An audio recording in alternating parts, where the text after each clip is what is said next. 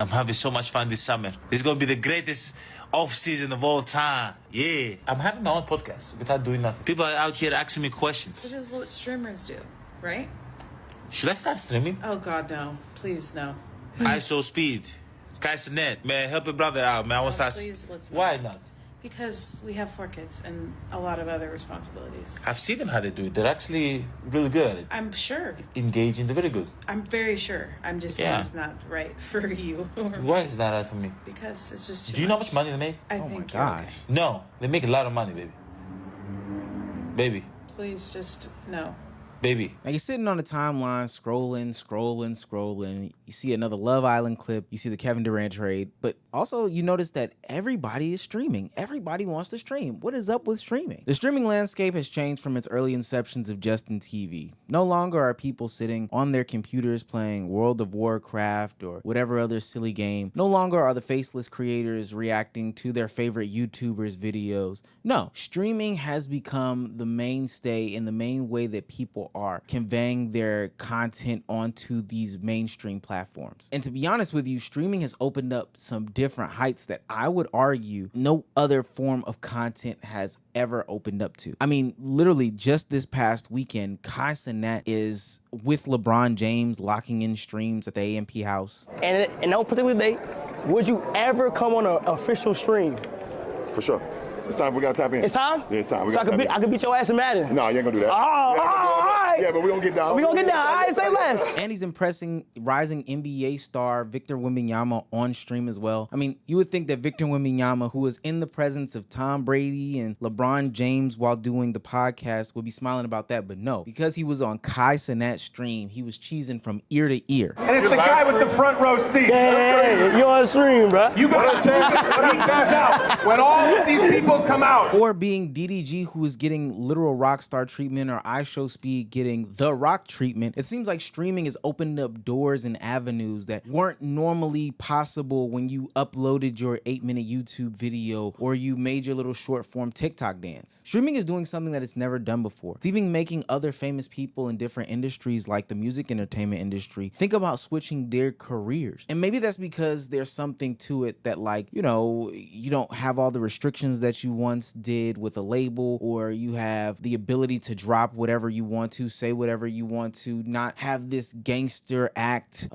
you know, not be stuck on this strict regimen, and just ultimately can have fun talking to your community, being your real personal selves, and still making a hell of a lot of money. I want to start doing, I'm going to start streaming. I'm going to stop doing music, I'm going to start streaming. For real? No, don't do that. Then they're gonna blame me. We can swap lives, all of us. No. We'll start making music, you stream. Don't do that. They're gonna. Wait, when's the album drop, bro? I think I'm gonna start streaming. No, don't do that. They're gonna get mad at me. Wait, please. hold on, yeah. No, they're gonna kill us. us. This looks bad. No, please. I'm telling you. When you drop it down. Done rap just like, I want to just start streaming. Cause y'all live like a cool life. Y'all go everywhere every day. But y'all got cats walking around this bitch. Y'all got all types of crazy But you stuff. live a crazy life. Oh, I know. And you got some fucking bangers. Well, shit, bro. It's a good thing that you did, because that shit ended up, you know what I mean, panning out, to say the least. Hell no, there's more money in this shit, bro. I should be doing what y'all doing. You think? Nah. No, I don't know. There are rare, get like y'all, rare man. cases. Now, Devin Booker could be trolling, because even though he's stuck in the abyss that is the Phoenix Suns organization, he did just sign a 2-year, $150 million extension, and that is an insane amount of money. But I believe that he believes that he has to put in much more work, much harder work than the average streamer does. And if you look at the lifestyles that some of these content creators and some of these streamers are now living, it may seem like it equals up to the lifestyle of an NBA player with just a little bit less overhead. I mean, Aiden Ross just literally bought a $25 million estate. We've seen Kai Cenat's watch collection. We've seen all these streamers' cars, and they are starting to literally live like these rappers, these ball players, all these people without having all the restrictions. And now they're even starting to get to the point where the IG groupies and the IG baddies, who used to just be reserved for rappers and, you know, basketball players, football players, or whatever the case may be, are now starting to migrate over into the streaming world and participate with them. Now, I will say, for a lot of these people, this is a kind of a misguided step. There's been a lot of backlash for some of these rappers or entertainers hopping into the streaming lane as of late, because honestly, they're just not good at it. That's a good angle. Ain't nobody on there, Brandon. He says 0 views. No, he got 27 followers. Oh. We talking to ourselves. Bro, Run my shit where up. you Run my at? shit up. Outside at warehouse room, getting drunk. Sitting around looking at a phone saying, chat, what we doing, chat, what we doing is probably the worst way of streaming. Like that's streaming 001, 101, whatever you want to say. But everybody doing it for a bag chase, honestly, is going to end up falling flat. Now, this isn't a new concept in this world. We've seen people from different various niches see that other content creators are having fun in different niches, or other celebrities are having fun in different niches, and they decide to dip their toe in it.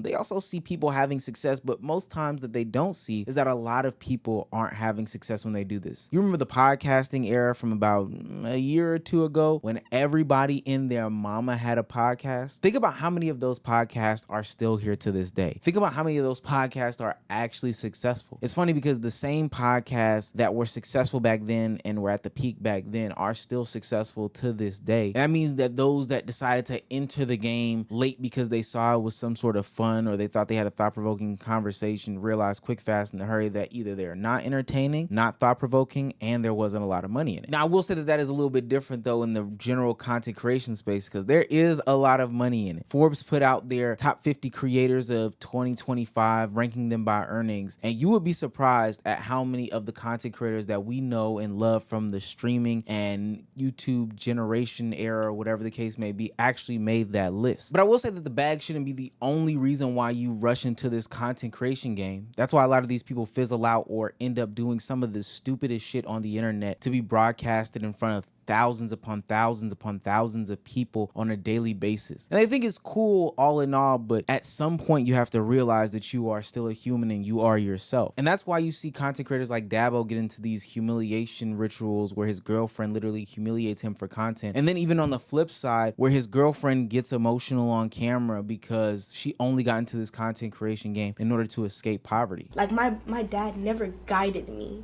He never guided me. He never knew what was going on in my life. He never knew nothing about us. Like, he was just there. He was just inconsistent and just there. That's why I feel like I really have a lot to learn, because my dad wasn't there to teach me it. But I do have the best mom in the world. Literally, you know what's so crazy? My parents have never, ever, ever lived in a brick house, y'all. I grew up in a trailer. I was the person to do this for my family. I was the person that is gonna give my family the dream that they came to America for. I'm that person. That's why I work so hard and I do what I do. And I don't care. I'll do anything for money. I'll do anything for money, because nobody's gonna pay your bills. Nobody's gonna come ask you. None of your friends are gonna come ask you, oh, how you been? Like, are you doing good? Like, nobody's gonna check up on you and see if you're doing good. Like, you need to do shit for yourself.